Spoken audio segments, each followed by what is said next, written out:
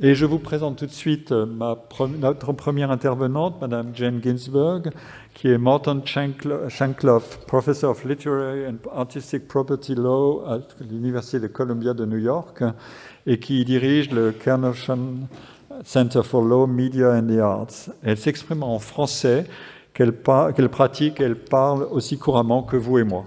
Et son exposé s'intitule « Droit d'auteur, création artistique et intelligence artificielle ». Qu'est-ce qu'une œuvre de l'esprit? Bonjour, je suis très honorée par l'invitation du professeur Menger à participer à ce colloque sur les arts au défi des sciences sociales et à vous présenter mes travaux sur la nature d'œuvres en droit d'auteur. Le droit d'auteur protège les œuvres de l'esprit original, quel que soit leur mérite artistique. Mais qu'est-ce qu'une œuvre de l'esprit ou, en droit américain, an original work of authorship? C'est une notion que ni la loi américaine ni la loi française ne définit. La doctrine et la jurisprudence du droit d'auteur français évoquent l'empreinte de la personnalité de l'auteur. Mais l'intelligence artificielle n'a ni un esprit, ni une personnalité dont elle peut imprégner ses productions, du moins on l'espère. Depuis ses débuts, et tout en étant le fruit de l'évolution technologique, le droit d'auteur s'est ancré dans des conceptions et des aspirations profondément humanistes. Il convient donc de rechercher s'il y a un être humain qui exerce un contrôle déterminant sur le résultat du processus qui débouche sur une production apparemment littéraire, musicale ou artistique. La création assistée par l'IA peut, comme toute autre création, impliquer des éléments aléatoires pourvu qu'un être humain les maîtrise dans leur ensemble. Cette maîtrise nous permettra de faire la part entre une œuvre assistée par l'IA, qui fait l'objet du droit d'auteur, d'une part, et une production générée par IA, qui n'est pas protégeable par le droit d'auteur, d'autre part. Je propose, dans un premier temps, de revoir quelques principes généraux autour de la notion de création en droit d'auteur, pour ensuite appliquer ces principes aux revendications de la protection en matière d'images créées par ou avec l'IA. Il s'agira surtout des décisions du Copyright Office américain, dont on a demandé l'inscription des prétendues œuvres produites par ou avec IA, mais l'analyse s'avère, dirais-je, universelle. Donc, on va commencer par des principes généraux. Ici, c'est une fameuse photo de l'écrivain Oscar Wilde, qui faisait l'objet d'une décision de la Cour suprême des États-Unis en 1884, étant la première décision à mettre en cause la nature d'une œuvre ayant été créée avec l'aide d'une machine, à savoir la photo. En l'occurrence, le défendeur qui avait copié cette photo a soutenu que le Congrès, qui venait de modifier la loi sur le droit d'auteur pour protéger les photos, n'avait pas le pouvoir de protéger les photos, puisque la Constitution donnait au Congrès le pouvoir de légiférer en matière des écrits des auteurs. La photo étant le produit d'une machine, ce n'était pas un écrit d'un auteur, selon le défendeur. Mais la Cour suprême a refoulé cette argumentation en qualifiant l'œuvre, la photo, comme étant une œuvre et en décortiquant les notions d'auteur et d'un écrit. Donc la Cour a dit un auteur est celui à qui une œuvre doit son origine. Un écrit est toute forme selon laquelle les idées dans l'esprit de l'auteur reçoivent une expression visible. Donc c'est les idées, mais les idées qui se concrétisent sous la direction de l'auteur. Et en l'occurrence, le photographe a créé cette image d'Oscar Wilde, voilà, entièrement de sa propre conception mentale, à laquelle il a donné une forme visible par son agencement du sujet, du décor, de l'éclairage, du cadrage, etc. Donc déjà en 1884, la Cour suprême a posé les principes généraux pour comprendre la création assistée par la technologie. Alors, on va passer à d'autres exemples qui n'ont pas fait l'objet de litiges, mais qui nous permettront de tirer quelques conclusions. Je ne sais pas si vous savez ce que c'est, mais c'est une photo satellite qui a été prise des lignes qui se trouvent naturellement dans le désert du Gobi en Chine. Donc, aucun être humain n'a dessiné ces lignes, c'est le fruit de processus naturels. La société de photosatellite revendique un droit d'auteur sur cette photo, mais on peut bien se poser pourquoi, étant donné que l'image montre un sujet qui n'a pas été créé par le photographe de la société ou par le satellite, mais Oscar Wilde non plus n'a pas été créé par le photographe dans l'affaire Cerrone. Si cette image est protégeable, et c'est matière à discuter, si cette image est discutable, ce serait sans doute à cause du timing, c'est-à-dire le moment auquel l'ingénieur ou le photographe qui se trouve quelque part par terre décide d'appuyer sur le bouton pour fixer cette image. Il y a des éléments de cadrage et d'éclairage également, mais l'apport du photographe est assez mince, mais peut être suffisant selon les critères de la Cour suprême. Vous connaissez peut-être cet être, il s'appelle Naruto, sauf on ne sait pas très bien si c'est il ou elle, mais c'est une macaque qui se trouve dans un parc animalier en Indonésie. Le photographe David Slater, qui spécialise en photo des animaux dans leur environnement naturel, a pris ou aurait créé cette photo, mais il y a deux histoires différentes de la création de cette photo. La première histoire, qui est celle que vous connaissez peut-être, est que Slater se trouvait dans le parc animalier en train d'essayer de prendre des photos des macaques lorsque celui-ci s'est approché et a volé l'appareil de photo de M. Slater. Et ayant volé l'appareil, il a créé ce selfie magnifiquement accompli.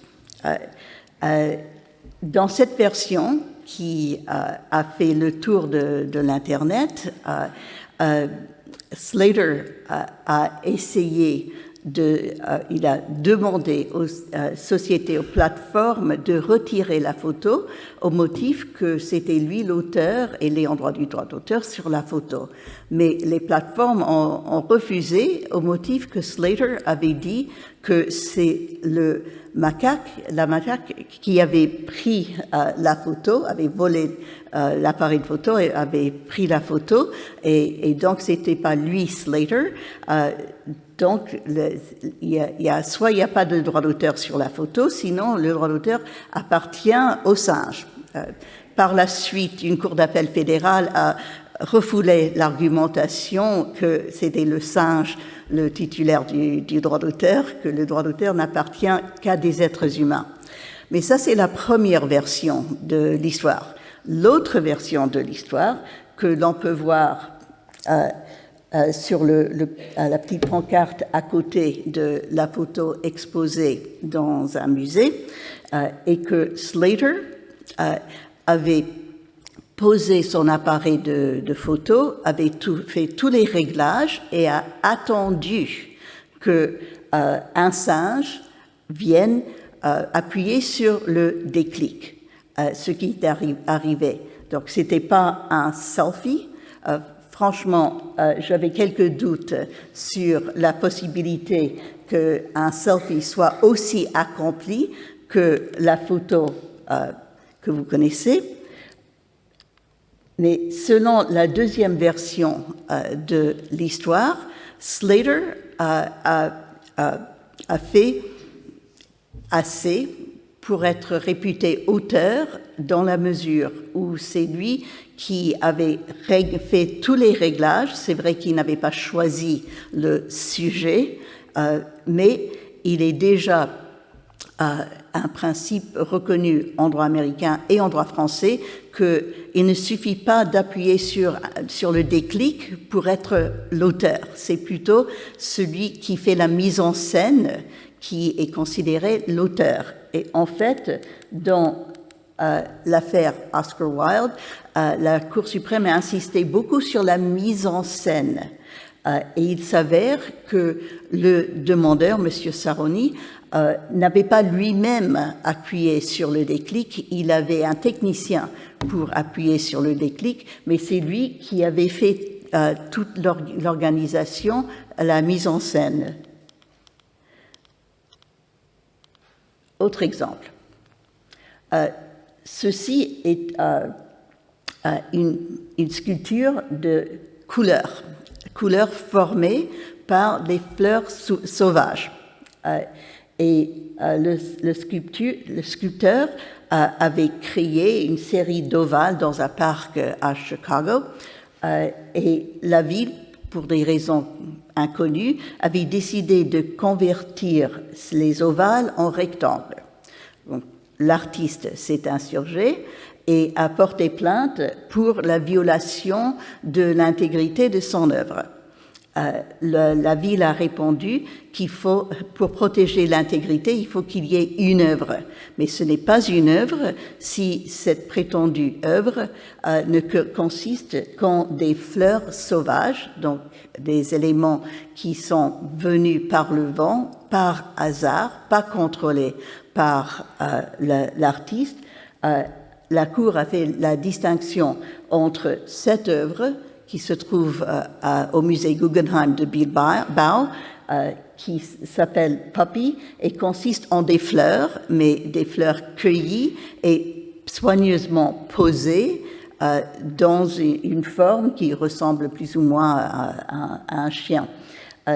Donc là, c'est le fait que Jeff Koons et ses assistants aient travaillé avec des matériaux naturels n'enlève rien à son statut d'auteur parce que tout a été très agencé. En revanche, dans l'affaire du parc, la Cour a estimé que c'était vraiment le fruit du hasard et que même si l'artiste avait l'idée de créer des formes en couleur, il n'avait pas pu maîtriser la façon dont ces couleurs se sont manifestées parce que ça c'était le travail de la nature et pas le travail de l'artiste. Je ne veux pas suggérer qu'il n'y a pas de place pour l'aléatoire en droit d'auteur. Vous connaissez les soi-disant splatter paintings de Jackson Pollock. En lançant les peintures, les couleurs choisies contre la toile, il ne pouvait pas savoir exactement où chaque goutte de peinture finirait. Mais dans l'ensemble, il a contrôlé le processus de création. Donc, on reconnaît facilement le droit d'auteur sur cette œuvre, même s'il y a une part d'aléatoire dans l'œuvre. L'œuvre peut incorporer l'aléatoire pourvu qu'elle ne soit pas complètement dominée par l'aléatoire. Dernier exemple. Cet artiste travaille avec des termites. J'ai vu une de ses œuvres exposée à l'Orangerie lors d'une exposition sur l'intelligence artificielle l'année dernière. En l'occurrence, elle donne des cristaux de couleur aux termites qu'ils mangent, qu'ils ingurgitent, et puis les laisse dans la nature pour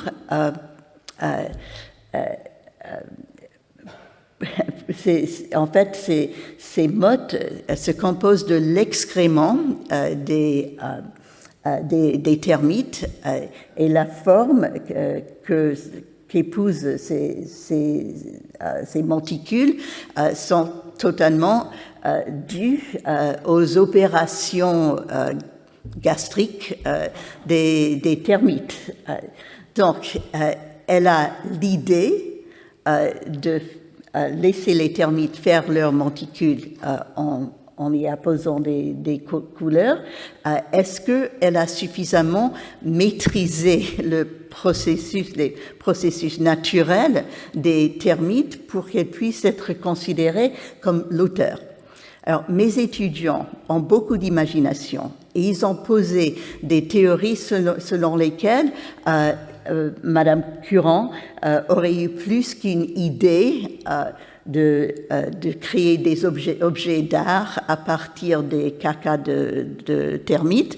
Ils ont supposé que peut-être, en plus des couleurs, si l'artiste avait donné une certaine quantité à manger à certains termites et moins à d'autres termites et plus à d'autres termites, ça aurait une influence sur la forme des monticules. Peut-être, je ne connais pas les processus digestifs des termites, mais c'était, on voit bien que mes étudiants sont bien rentrés dans le jeu en cherchant de trouver un niveau de contrôle de l'artiste sur le processus de production de l'œuvre ou du prétendu œuvre.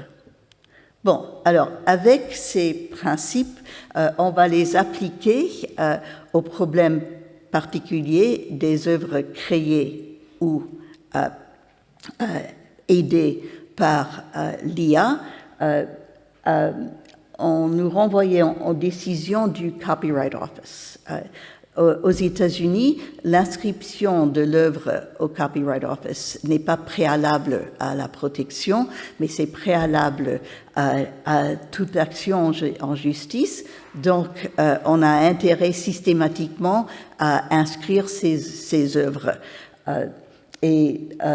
Donc, dans cette première affaire, vous voyez cette très belle image, l'artiste le maître de logiciel avait prétendu que cette image était entièrement créée par l'intelligence artificielle de façon autonome, sans aucune intervention d'un être humain. Et c'était une affaire de principe. Mais étant posé la question de la sorte, donc un processus complètement autonome de la part du logiciel,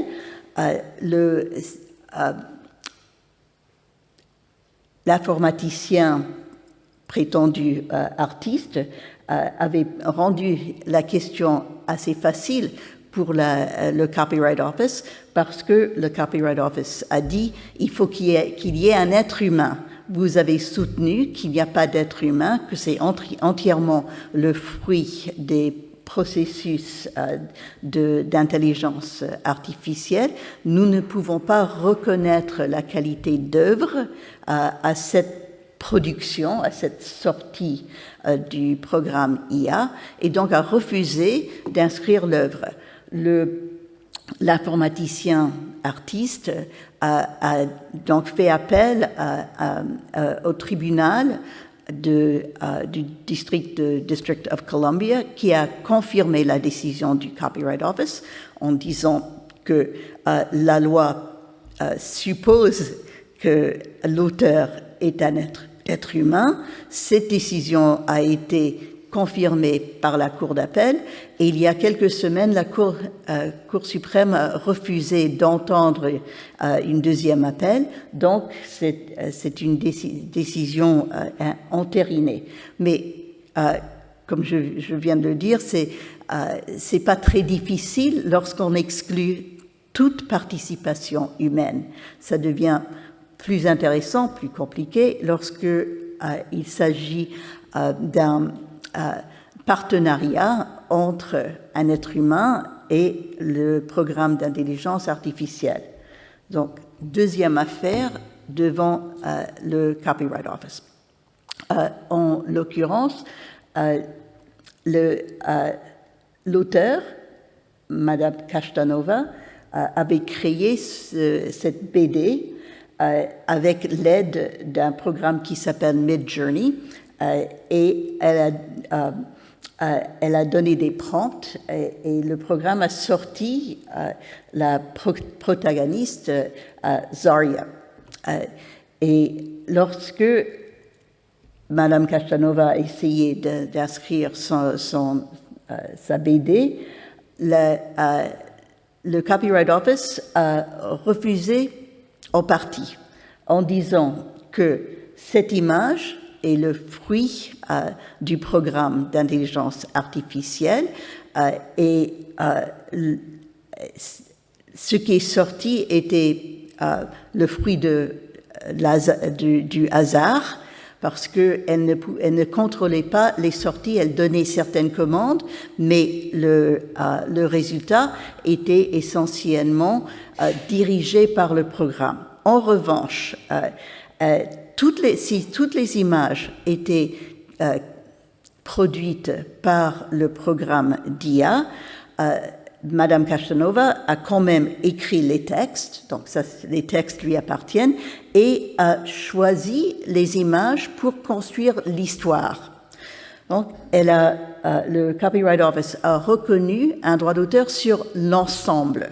Les images individuelles étant produites par la machine n'étaient pas protégeables, mais la sélection et l'agencement des images pour faire une histoire était dans son ensemble protégeable. On va voir tout à l'heure les conséquences d'une telle décision. D'autres exemples, là il s'agit d'une photo prise par le demandeur, la photo que vous voyez en haut à gauche. Il a voulu faire un mélange avec la fameuse peinture de La Nuit étoilée de Van Gogh. Et ça, c'est le résultat d'un soi-disant mash-up de ces deux images. l'inscription refusée au motif que, bon, il avait l'idée de faire ce mélange des deux images, mais il n'a pas contrôlé la façon dont le programme a fait le mélange. Autre exemple, cette photo, qui ressemble un peu à une œuvre de Gustave Moreau, a été créée avec l'aide d'un programme d'intelligence artificielle. Le demandeur avait mis des commandes avait donné des commandes au programme 624 fois avant d'arriver à une image qui lui plaisait. Si vous avez travaillé avec ces programmes, vous savez que vous donnez une commande, il y a une sortie de 4 photos. Bon, vous choisissez la photo qui vous plaît. Si vous n'aimez pas, vous recommencez. Alors, il a recommencé 624 fois, mais le Copyright Office a dit que c'est toujours le même hasard. Ce n'est pas plus protégeable la première fois que la 624e fois. Donc, refus de protection, d'inscription. Le soi-disant photographe, il fait appel, mais il n'y a pas encore eu de décision. Alors, la notion du hasard. Le photographe ou le demandeur a choisi une sortie, mais il n'a pas créé la sortie. Et c'est le même principe que le Copyright Office applique en matière d'objets trouvés. Donc, le bois flotté, on trouve le bois flotté, on peut imaginer qu'il ait une forme artistique, mais on n'a pas créé le bois flotté. C'est un exemple classique de ce que le Copyright Office n'inscrira pas. Autres exemples peut-être plus connus, les objets trouvés de Marcel Duchamp, le séchoir et l'urinoir. Là encore, ce sont des objets trouvés, pas des objets créés par Duchamp. Ce qu'il a fait pour l'histoire d'art est peut-être magnifique, historique et très créateur. Pour le droit d'auteur, c'est pas créateur du tout, parce qu'il n'a rien créé. Trouver ou imposer un autre contexte, c'est ce qu'il a dit, n'équivaut pas à la création. C'est une idée, mais le droit d'auteur ne protège pas l'idée. Le droit d'auteur protège l'expression qui donne une forme à l'idée. Mais la forme était déjà donnée par l'entreprise de plomberie. Exemple où le Copyright Office a accepté d'inscrire l'œuvre. Madame Castanova est revenue, elle a créé ce dessin, un peu genre Matisse, elle a demandé au programme de créer une version photoréaliste en couleur. Mais contrairement à Zarya, où ses prompts étaient un peu trop généraux, trop vagues, pas assez précis. Là, elle a tout précisé et elle prétend que, contrairement au hasard, si vous entrez tous ces réglages dans les commandes données au programme d'IA, il vous sortira la même image à chaque reprise. Donc ça, c'est la preuve peut-être du contrôle exercé qu'elle a surmonté le hasard dans le processus de la création de cette photo. Autre exemple, ici, l'artiste a commencé avec une image créée par ordinateur, par le programme IA, mais par la suite l'a modifiée en faisant, j'espère que je vais pouvoir vous montrer, voilà. C'est ce qu'il a fait pour modifier l'image. C'est un processus qui s'appelle in-painting.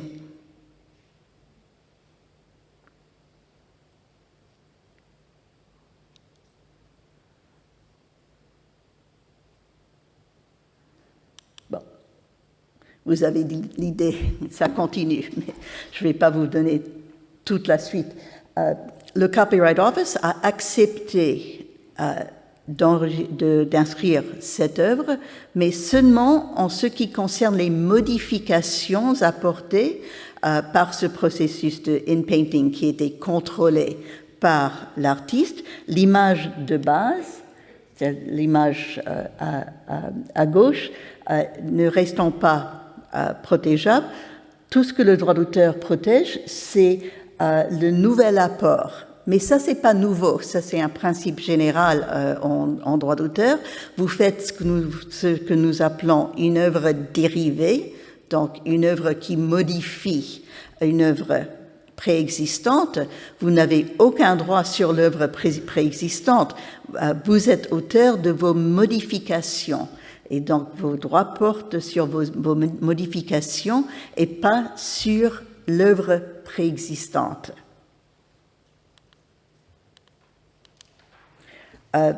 C'est un peu le principe des collages. Braque, Picasso n'ont pas créé les extraits de journaux. Ils ont mélangé des extraits de journaux pour faire un ensemble protégeable, mais chaque morceau de journal n'est pas protégeable en soi. C'est l'agencement qui compte. Bon, alors, quelques observations sur la notion de maîtrise sur le processus de génération. Alors, vous connaissez cette œuvre, j'imagine, et vous savez qu'en début de l'histoire, l'aviateur, le narrateur, se trouve en panne dans le désert à 1000 milles de toutes les terres habitées, lorsque une drôle de petite voix disait « S'il vous plaît, dessine-moi un mouton ». Alors, j'ai demandé au programme d'IA de me dessiner un mouton. Alors, vous voyez tout de suite le problème, c'est que il y a une pluralité de moutons d'aspects différents. Si je ne dis que dessine-moi un mouton, j'ai une idée, mais toute l'exécution de l'idée est due au programme IA. Il y a deux programmes différents qui sortent plusieurs résultats. Je ne peux pas prétendre être l'auteur d'aucun de ces résultats. Supposons cependant que je donne une commande beaucoup plus détaillée au programme d'IA. Donc, je demande « Dessine-moi un mouton au pelage frisé et violet avec une expression diabolique qui attaque furieusement le petit prince sur son astéroïde alors que sa rose regarde tranquillement la scène. » Donc là, j'ai donné beaucoup plus d'instructions au programme. Est-ce que suis-je l'auteur de cette œuvre parce que j'ai demandé plus qu'on me dessine un mouton? Malheureusement, je pense que la réponse est non, parce que là encore, on a une pluralité de résultats. Même si j'ai cumulé quelques détails, les programmes vont pouvoir répondre de façon très différente à cette commande. Encore deux exemples, même commande, beaucoup d'autres sorties. Autre problème, non seulement les sorties sont plus le fruit du hasard que de ma commande, mais pour prouver que je ne maîtrise pas le processus, on voit que les programmes n'obéissent pas toujours. Donc là, même prompt, même commande, mais les sorties, là, nous ne voyons pas des moutons furieux, mais des moutons très gentils, et pas toujours avec un pelage violet. Là, il y a un pelage blanc, et dans l'image à droite, on voit qu'il y a un personnage de trop. Donc, là, le fait que l'IA ne réponde pas correctement à ma commande montre que je ne maîtrise pas le processus de création. Il s'ensuit que même si j'ai eu l'idée de base et qu'on peut dire que je suis une cause originelle de la production de ces images, je ne suis pas la cause suffisamment proche de ces sorties pour être réputé l'auteur. On va ensuite considérer quelques conséquences de la protection des sorties IA lorsque on trouve un apport d'un auteur, mais un apport quand même relativement limité. Pour revenir à Zarya, on a vu que les images individuelles ne sont pas protégeables. L'ensemble est protégeable. Mais le fait que les images individuelles ne soient pas protégeables mène aux conséquences suivantes. Quiconque peut peut exploiter l'image de Zarya en toutes sortes de formes. Donc, j'ai fait créer par mon assistante beaucoup plus douée que moi en la matière, créer une poupée Zarya, des t-shirts, des housses de coussin, des tasses de café, même des ballons de golf, tous portant l'image de Zarya, l'image qui n'est pas protégeable. Donc, la protection de Madame Kashtanova se limitant à l'histoire, lorsqu'on extrait les images de l'histoire, il n'y a rien à protéger.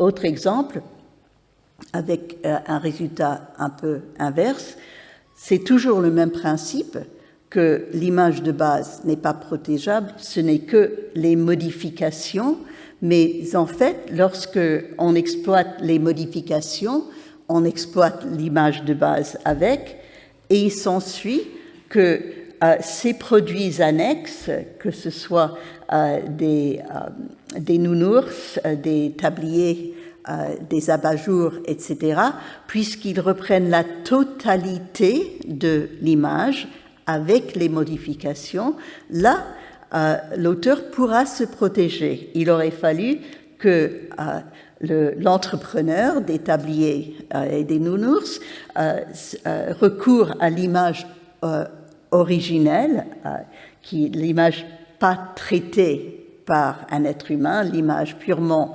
informatique, pour pouvoir l'exploiter parce que cette image n'est pas protégeable, mais dès lors qu'on prend l'image avec ces modifications, on a repris la contribution, l'apport de l'auteur, et donc on a violé son droit d'auteur.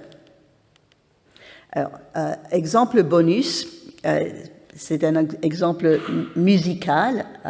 C'est une chanson créée avec un programme IA qui s'appelle Suno.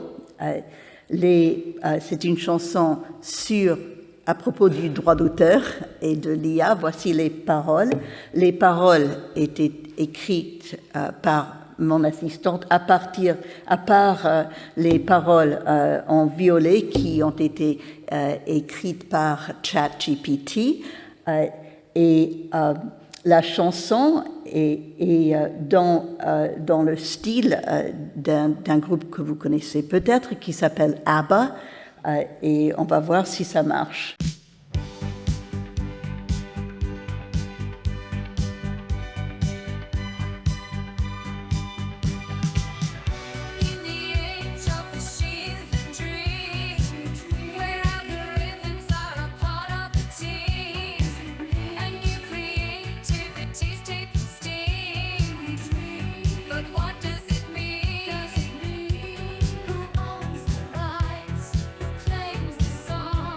Is it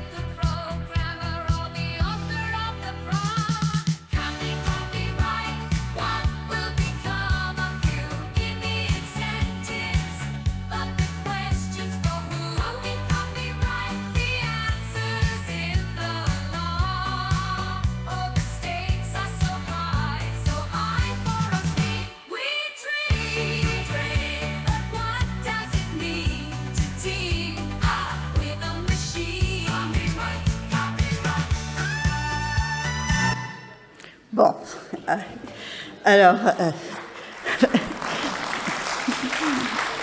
merci de la part de mon assistante. Vous aurez vu que cette œuvre a été inscrite au Copyright Office mi-janvier, donc il y a juste 2 mois, après 1 an de va-et-vient avec l'examinateur au Copyright Office. Et je vous raconte l'ITER de cette inscription de l'œuvre parce que ça montre les efforts que font le Copyright Office pour faire la part entre la création humaine et la production attribuable à une machine. Dans un premier temps, le Copyright Office a refusé d'inscrire l'œuvre à part les paroles en disant que la musique, c'est le fruit d'un programme de IA. Donc, il faut que dans votre inscription, vous pouvez réclamer les paroles, mais pas la musique. Il faudrait que vous reniez tout droit sur la musique.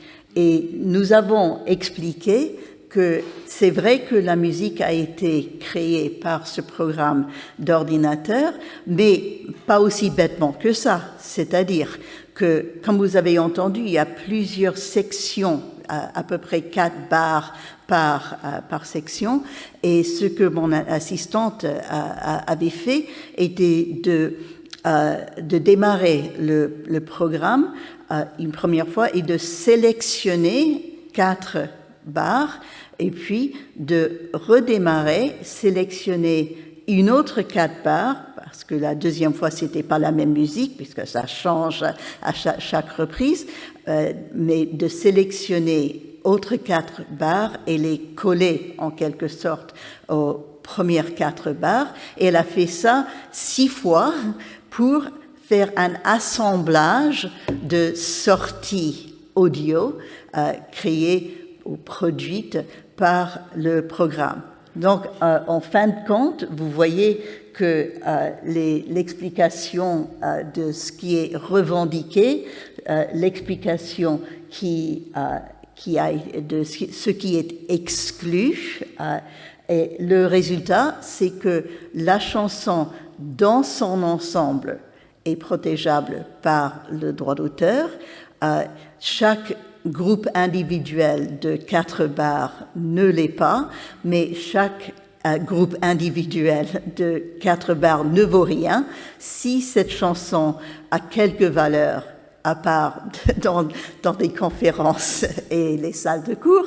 Si cette chanson a quelque valeur, c'est dans son ensemble. Et donc, prochainement, vous entendrez sur Spotify. Merci. Et je pense que nous avons les 15 minutes prévues pour des questions.